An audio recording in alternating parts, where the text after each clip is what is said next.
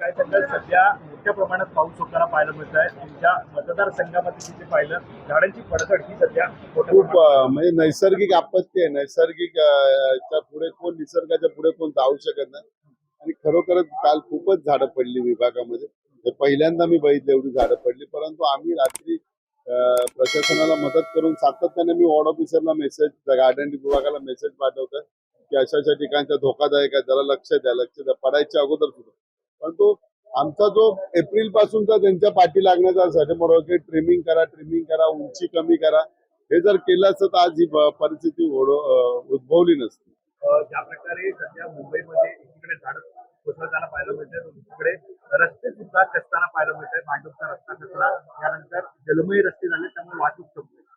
हा, आता कसं आहे, याच्यामध्ये ते कॉन्ट्रॅक्टर आहेत, ह्या कॉन्ट्रॅक्टरांचा भ्रष्टाचार असणार, त्याशिवाय रस्ते खचू शकत नाही. परंतु रस्ते खचतातही शोकांतिक आहे आणि असे रस्ते खचले नाही पाहिजे असा सरकारला विनंती करतो. जो कोण कॉन्ट्रॅक्टर असेल त्याला चांगल्या पद्धतीने काम करायला लावा, एवढीच आमच्या. बाकी काय आम्ही करणार, त्यांचाच सरकार आहे, बहुमत आहे, सगळं आहे. सरकारनं आपलं काम स्थगित केलेलं आहे.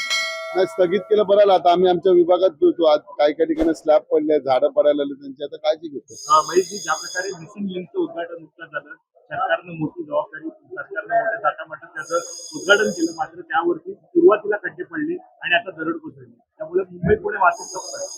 दरड कोसळली यात काय सरकारचं अपयश नाही, नॅचरल आहे. उगाच टीका करायचं म्हणून करणार नाही. परंतु सरकारने आता निवेदन मध्ये म्हटलंय, मुख्यमंत्र्यांनी आम्हाला जेवढं करता येईल तेवढं आम्ही फास्ट करतोय. लोकांना त्यातून सुटका कशी लवकरात लवकर होईल ती बघतोय. अडकलेल्या लोकांना सुखरूप मार्ग डायव्हर्शन करून आम्ही करतो. अशा पद्धतीने त्यांनी केलेली आहे, प्रयत्न करतात आहे. परंतु जो काही मिसिंग लिंकचा रस्ता जे तडे पडले आहेत किंवा खड्डे पडले, हे बाब चुकीचे. एवढा मोठा खर्च करून जर अशा पद्धतीची होत असेल तर खरोखर ही बाब सरकारला शोभत नाही. सध्या जो पाऊस पडतोय त्यामुळे सध्या पाऊस पडतोय मोठ्या प्रमाणात आणि लाटा सुद्धा आपल्याला पाहायला मिळते. काय आव्हान करा? आव्हान एवढाच करतो, तरुणांना सांगतो की घरी बसा, कुठे समुद्रावर जाऊ नका, जेणेकरून कुठली स्वतःच्या जीवाला धोका निर्माण होईल असा प्रकार करू नका.